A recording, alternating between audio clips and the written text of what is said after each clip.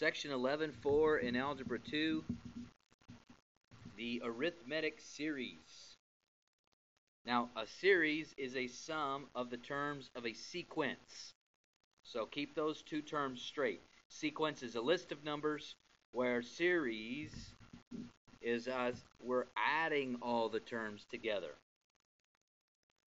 So keep that in mind. So if you were to ask me to write out a sequence, a finite sequence, finite means it actually stops, I could write out a list of numbers. But if you wanted an infinite one, you're going to see that it changes a little bit. I put a dot, dot, dot there at the end, meaning that it goes on forever and ever and ever. This one has a definite stopping point. Well, how do I change those to series? Not very difficult.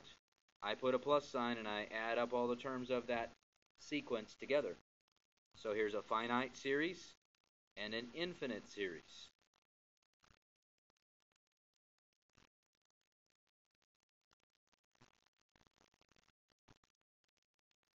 So you might have a question as simple as this. Example 1, write the related series. We're asking you, do you understand what that term means? You've got 4 terms in a sequence, so if you want them to become a series, you just have to write it like that. You don't even have to add them up. Why? Because they did not use the word evaluate. No one asked me to evaluate. When you see that term evaluate, that's when you're going to start saying, oh, now I need to add them together. Of course, I'm not going to ask you to add 4 numbers together. I'll make it a lot more than that. So we'll have to come up with the formula. Now, there was a boy in the 1700s named Carl Gauss, and he was a mathematical genius, far beyond my level. He was in the, some people say 1st grade, some people say 3rd grade, but he was a young boy, and he got into trouble with his teacher. And she said that he had to add the numbers from 1 to 100.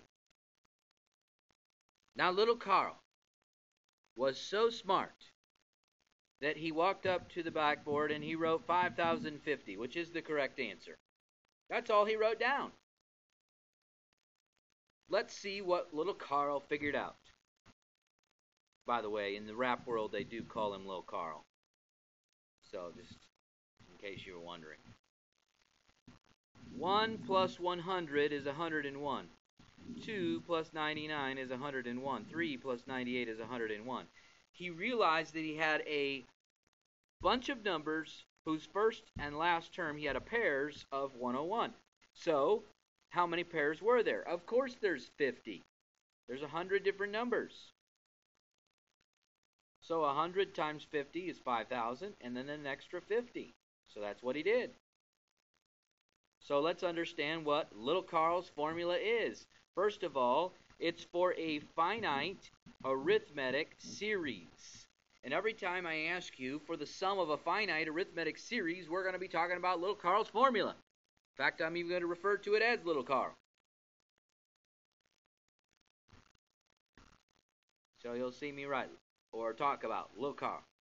And that's the formula I'm referring to.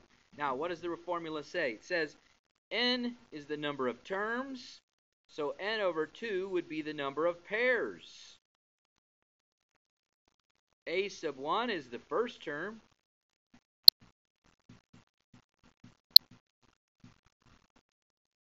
A sub n is the last term.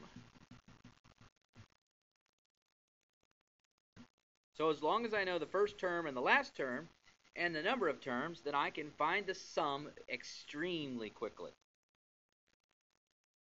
So, what happens if I don't know the last term? Well, this is when your math teacher kind of lies to you. Little Carl had a cousin named Merv. Cousin Merv didn't know the last term, so he came up with his own formula. I'm just going to call this one Cousin Merv. All I have to know is the first term, the constant difference, and the number of terms. First term, constant difference, and the number of terms. As long as I know those pieces of information, I can use Cousin Merv in order to take care of finite arithmetic series questions.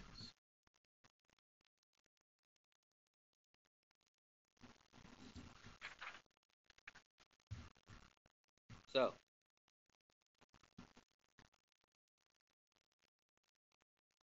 I've got 4 numbers that I need to add together. Find the explicit formula that generates these numbers.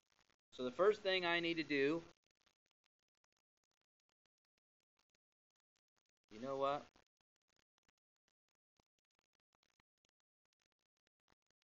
I am going to do a different question first. Let me come back to this one in a second.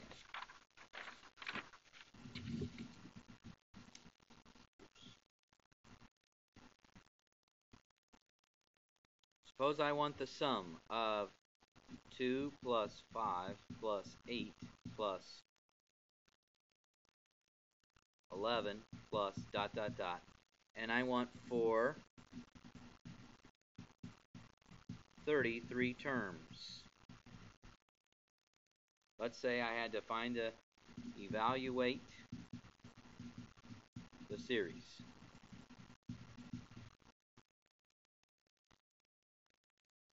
Well, let's see here. This one would be a Cousin Merv situation, right? Because I don't know the last term. It's pretty easy to tell that the constant difference between the terms is 3. So, I need the sum of 33 terms using Cousin Merv's formula, twice the first term, plus the constant difference, times n minus 1, n being 33.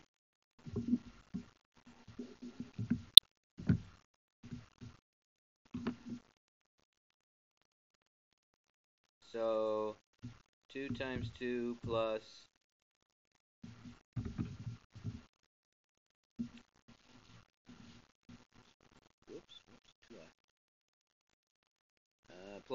3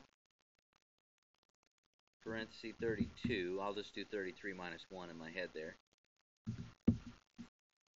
Times 33 divided by 2. 1,650.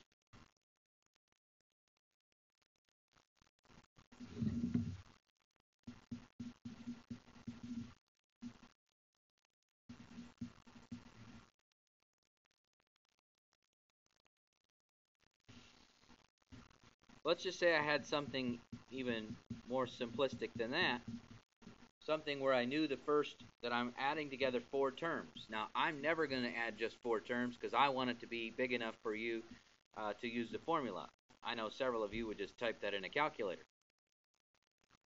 So I want to know that you can use little Carl's formula because there are 4 terms. The first term is 2 and the last term is 11. So we have 13 times 2, which is 26. So whether we're using little Carl's formula or Cousin Merv's theorem or formula, we can use whatever we need. Now, back to this other example. I'm going to be showing you some notation in a few minutes that for some of you is going to almost blow your mind, but I promise you, you will figure this out. You will understand this notation. It's just going to look new. So anything new is always, for some people, scary.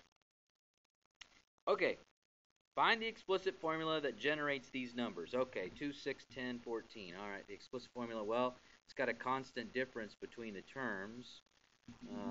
I know that because I can do the subtraction fairly quickly in my head. So let's see here. So it's arithmetic.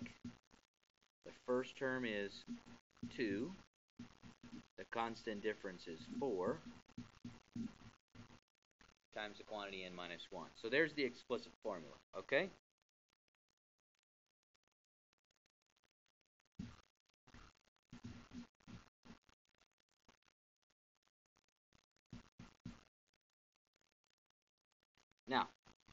I'm going to show you some notation that it's called summation notation. I know, sounds funny. And I'm going to put that formula that you just figured out, 2 plus 4 times n minus 1, inside these parentheses. Now, I want you to understand, this is a capital Greek letter sigma. Sorry, it's a little off screen there. Sigma. What this is saying is that n is going to start with its lowest value at 1. That would be like the first term. And it's going to start counting its way up, then second term, then third term. But it's going to stop with the fourth term. So the value on the bottom is the n value that we're starting with, and the value on the top is the n value that we're stopping with. So I am being instructed to plug in 1, 2, 3, and 4 into this equation. And when I do that, it produces 2, right? Plug in a 1, you end up with 2. Plug in a 2, you end up with 6. Plug a 3 in, you end up with 10. And plug a 4 in, you end up with 14. And I'm supposed to add those numbers up. Well, this sounds like a finite arithmetic series, right? I know it's finite because it stops.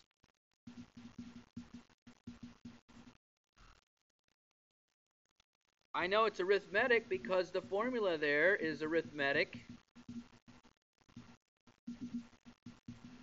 And because if you look at the terms, they have a common difference.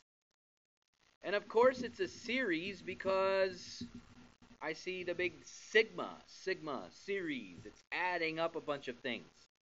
So this summation notation is just asking me to add up some numbers.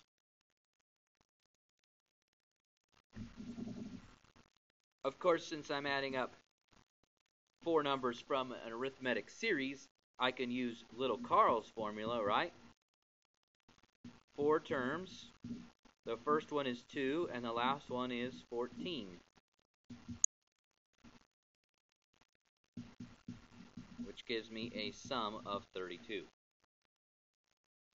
times 16.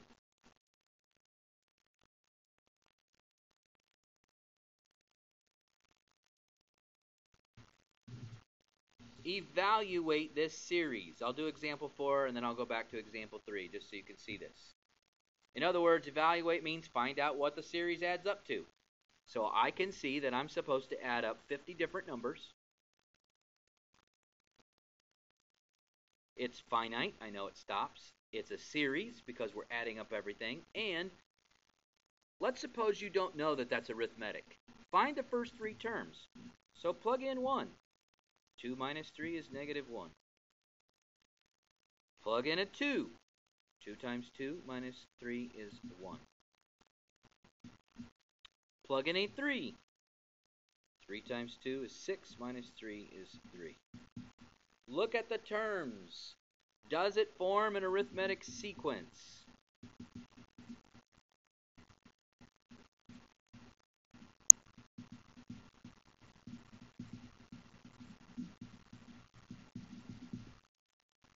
Of course it does. The constant difference between the terms is 2. So it's finite. It's definitely arithmetic. And it's a series. Finite arithmetic series. That sounds like a job for little Carl.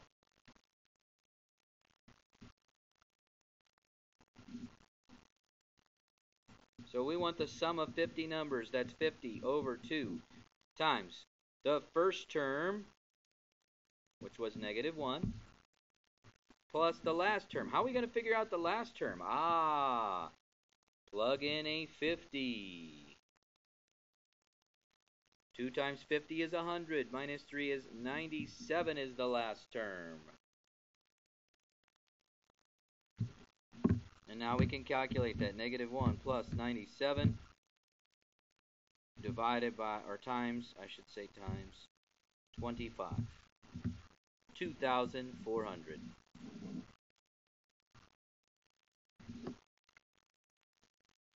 So that's example 4. Now I'll go back to example 3.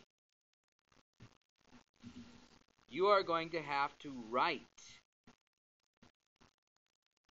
things in summation notation.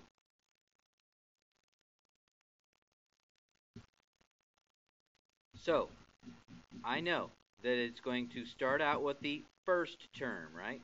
First term. And it's going to stop with the 33rd term.